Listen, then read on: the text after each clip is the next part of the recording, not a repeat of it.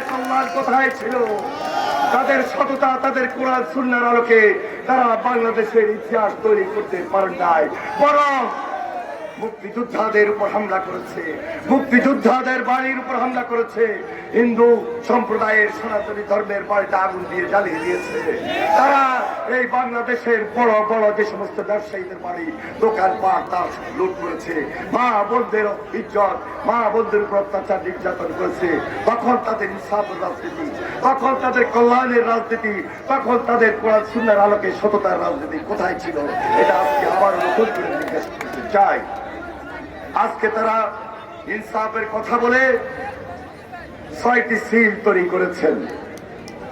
এই ৬টি সিল শুধু ৬টি সিলের মধ্যে সীমাবদ্ধ থাকতে পারে না, আরো ৬০০ সিল থাকতে পারে।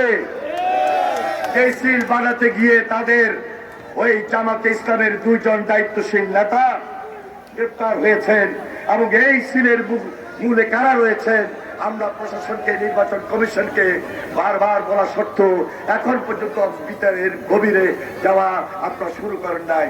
তাই অবিলম্বে যারা এই সিল এবং সিলের সঙ্গে সম্পৃক্ত ভুয়া ব্যালট পেপার কোথায় কোথায় থাকতে পারে তা উদ্ঘাটন করার মধ্য দিয়ে একটা নিরপেক্ষ, শান্তিপূর্ণ এবং সুন্দর নির্বাচন উপহার দেবেন, এটাই আমরা জাতির কাছে প্রত্যাশা করি।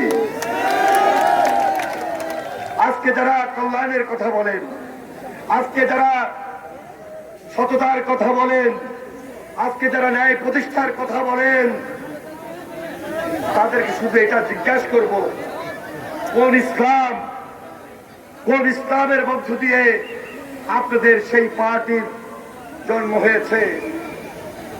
মওদুদ ইসলামকে আপনারা বিশ্বাস করেন কিনা আমাদের সন্দেহ রয়েছে। মওদুদ ইসলামের মাধ্যমে আপনারা আজকে বাড়িতে বাড়িতে গিয়ে জান্নাত দিবেন, বেহেশত দিবেন, সেভাবে আজকে ওয়াদা কাটানোর চেষ্টা করেন। আজকে ওয়াদা কাটিয়ে আপনারা এই কোরআন সুন্নাহর মাধ্যমে মনে করেন যে না, সেই ওয়াদার মধ্য দিয়ে আপনারা এখানে এই যে বেহেশতের টিকিট, জান্নাতের টিকিট দিতে পারবেন। জান্নাতের টিকিট, বেহেশতের টিকিট কোন দল দিতে পারে না। এক আল্লাহ, এক আল্লাহ, আল্লাহ মহান, আল্লাহ সর্বশক্তিমান। ঈমান সৎকর্ম পালনের মধ্য দিয়ে জান্নাত অবধারিত। ৫ ওয়াক্ত নামাজ এবং হযরত মুহাম্মদ সাল্লাল্লাহু আলাইহি সাল্লামের জীবনের আলোকে কিভাবে দিন প্রচার করে সেই জীবনটাকে ধারণ করা যায়, সেটা হলো প্রকৃত মদিনার ইসলাম। যারা আজকে ওই মওদুদ ইসলাম, যারা আজকে ইসলামের নামে অপব্যাখ্যা, ইসলামের নামে অপপ্রচার করে, ভুল বুঝিয়ে অপব্যাখ্যা দিয়ে অপপ্রচার করে ওয়াদা কাটিয়ে নিজেদের ফায়দা নিতে চান, এটা সম্পূর্ণরূপে নাজায়েজ। তাই আমি প্রিয় এলাকাবাসীকে বলবো, কোনো বিভ্রান্তিতে না পড়ে দায়িত্ব নিয়ে 12 তারিখ সারাদিন ধানের শেষে ভোট দিন। আমাদের নেতা জনাব তারেক রহমান বলেছেন, আমাদের নেতা জনাব তারেক রহমান বলেছেন তাহাজ্জুদের নামাজ শেষ করে সকালে কেন্দ্রে গিয়ে সবাই যেন আমরা ফজরের নামাজ আদায় করি।